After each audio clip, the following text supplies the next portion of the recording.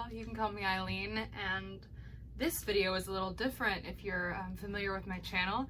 I usually do covers and tutorials for my favorite guitar songs, but today I am going to walk you through my 10 things I wish someone told me my first month playing the guitar. So these are going to be 10 tips for brand new guitar players. If you are any level of intermediate, these are going to seem really obvious to you.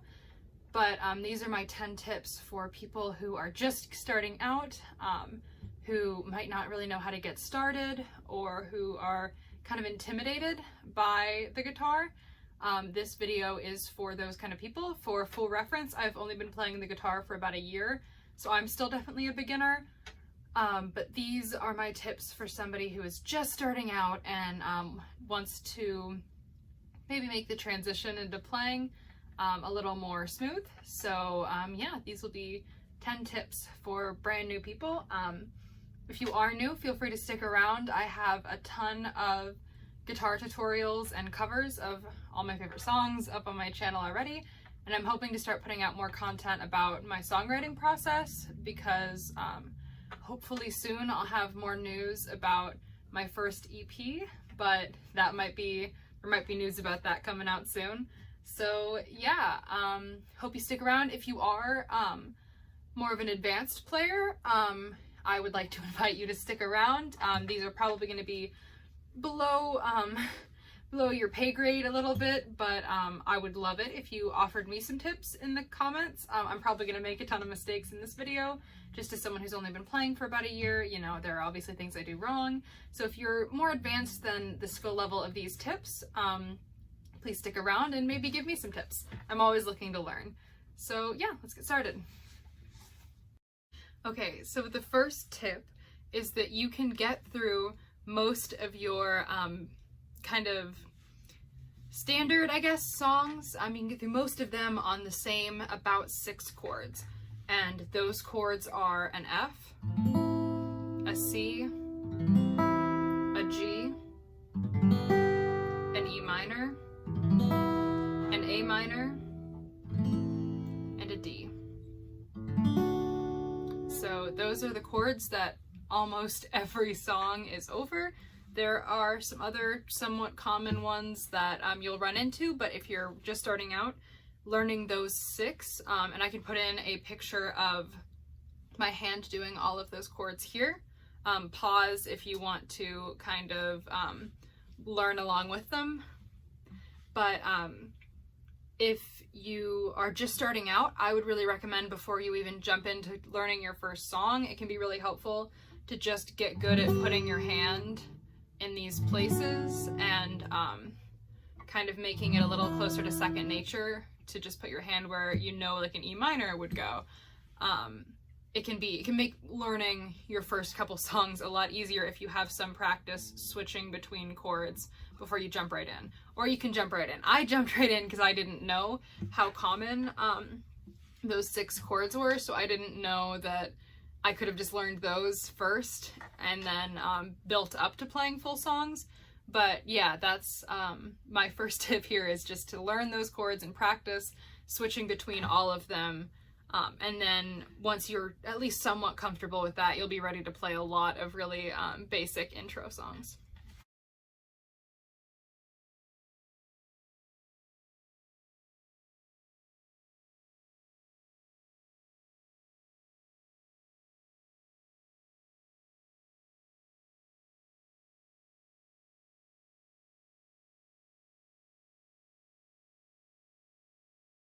So my second and third tip kind of go together, but they're 2 of the biggest mistakes that I made in the first 6 months that I was playing the guitar. So tip number 2 is you do not need to push down on your strings as hard as you probably think you do. I know when I first started, I was jamming my hand into my fretboard and just absolutely destroying my fingertips. I don't callus well, so it took me a long time to build up to playing the guitar. And I did not help myself by just pushing my fingers down as hard as I could, because I knew that if you didn't push down hard enough, you get kind of a dulled sound. So I thought that I needed to push down as hard as I physically could onto my strings. You don't need to do that. Please don't do that. It will hurt you. So yeah, I did not know you could get away with much lighter than I thought. You do not need to jam your hands into the board. You will just hurt yourself, and it will make it take a lot longer to build up those calluses if you're just, you know, obliterating your fingers by pushing them into the board too hard. So that might be a mistake that very few people make, but it sure is one that I made, and it took me a long time to get out of the habit once I had built the habit of just like jamming my fingers onto the board to break that habit. It took a long time. So yeah, don't push down as hard as you can. You don't need to push down that hard, and it's gonna hurt, so. Okay, so then tip 3 is kind of going along the same vein as the last tip. When I started playing, I barely pushed back against the back of the fretboard with my thumb, and that was a mistake. You can supplement the pressure from your fingers going like back by pushing forward with your thumb a little bit, and that means you don't have to push as hard with like your 4 like string fingers, I guess.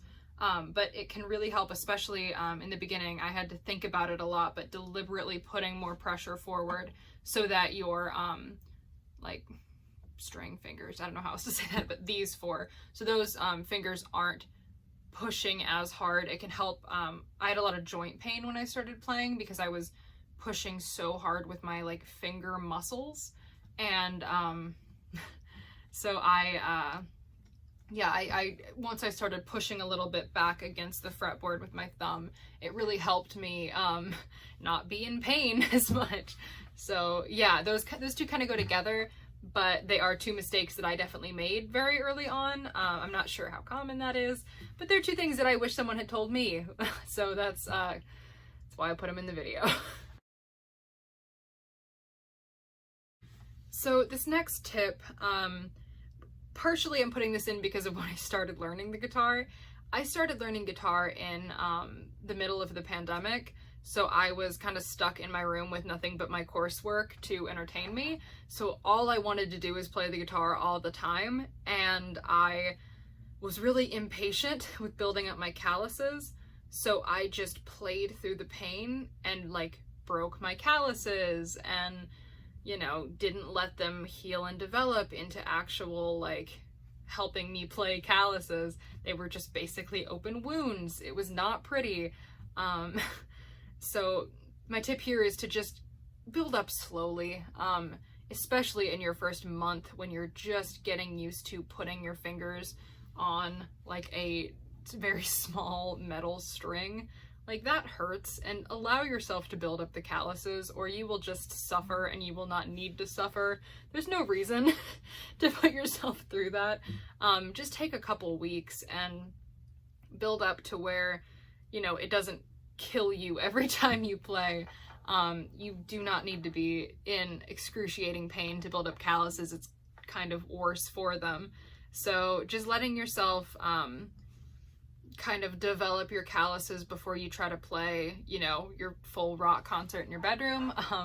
That can be really helpful so that you're not, you know, walking around with like horrible like open wounds on your fingers, which is not super hygienic. So okay, so the only accessory you need when you first start out playing the guitar is one of these bad boys. So this is a capo. You use it to, you put it on a fret on your fretboard, and it changes the key of what you're playing in.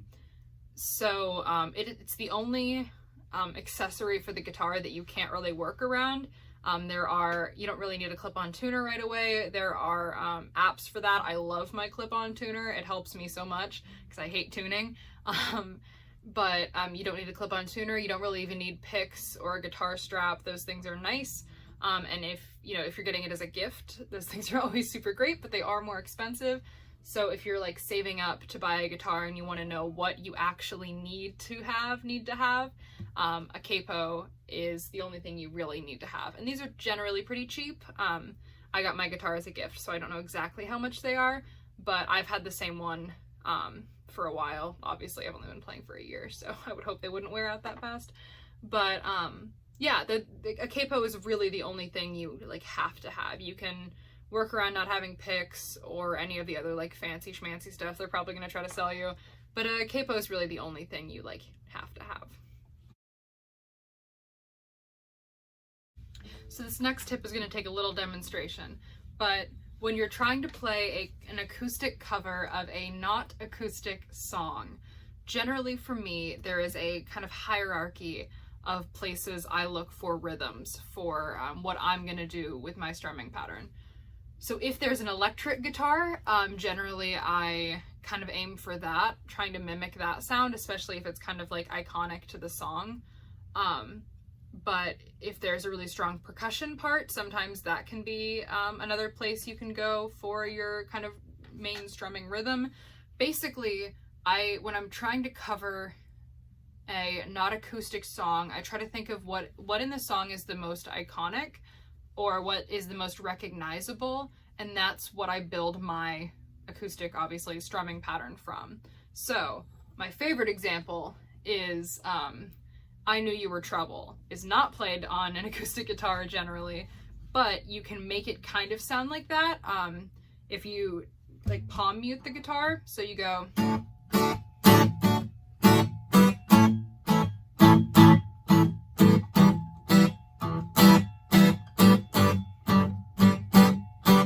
once upon a time, a few mistakes ago. You get the idea.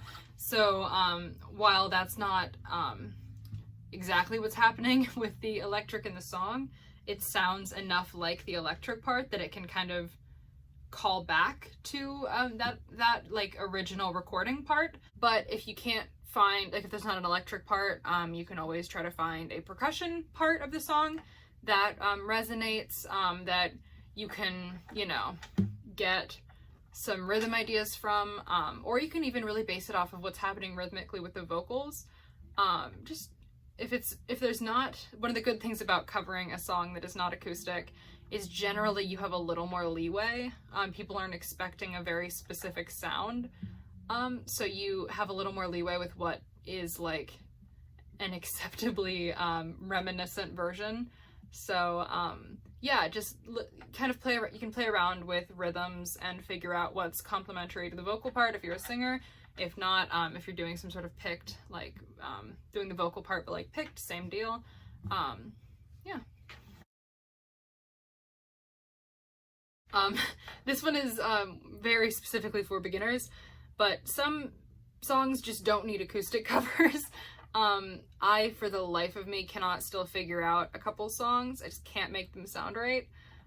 Some songs are so beautifully produced, and that's so much of the artistry, that you can cover them, and I'll never tell anyone how to do art, but you can cover them, but just don't be too disappointed or mad at yourself if you can't get it to sound like the other song or like the original song, because sometimes so much of the art is in the post-production, and when you're sitting in your bedroom playing an acoustic guitar, you don't really get that much post-production.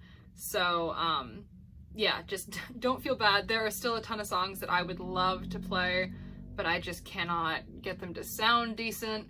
So it's totally like not your fault. It's just how music is sometimes. So yeah, that's just sometimes some songs just don't need acoustic covers. So if you're trying to figure out what to have as your first song on the guitar, my suggestion is to pick something that has a really strong, audible acoustic guitar part. So you're listening for a song where you can actually hear an acoustic guitar and mimic that sound, because that's going to really help you learn the ropes, learn how to make your guitar sound like a specific thing, you know, how to make it make specific sounds, I guess. And it's just also so much easier. You're not doing, it takes that layer of interpretation that I was talking about in the last tip, kind of takes that layer of interpretation out, so you're not trying to both learn how to play your first song ever and also learn how to, you know, take an electric guitar part and make it an acoustic guitar part. So my biggest recommendations are anything old Taylor Swift, Speak Now and earlier. Also Folklore and Evermore have a ton of them. Speak Now and earlier Folklore Evermore, you're going to find a ton of songs that are really acoustic heavy. I have a couple tutorials up on this channel actually that would be great walkthroughs for an old Taylor Swift kind of like first song. Also, so my first song was Heather by Conan Gray, which is part of why I'm such a big fan of Kid Crow, the album.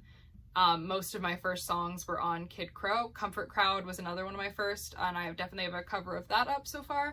I'm trying to get more of Kid Crow out as soon as possible too. But, you know, if you listen to like Heather, you can hear the acoustic guitar, and it makes it so much easier as a beginner to mimic the exact sound that you're hearing on the record.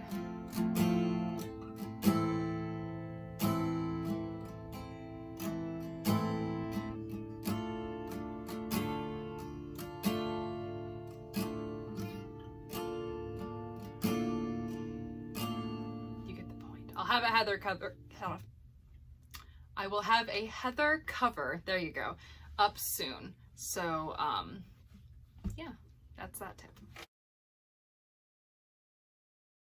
So my second to last tip is you will not be able to bar chords your first a very long time until when you start playing the guitar.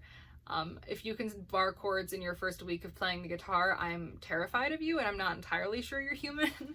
But, I mean, props to you. I am a year into playing the guitar, and I still can't bar chords. I have really little hands, and I just can't do it. I have yet to successfully bar a chord once.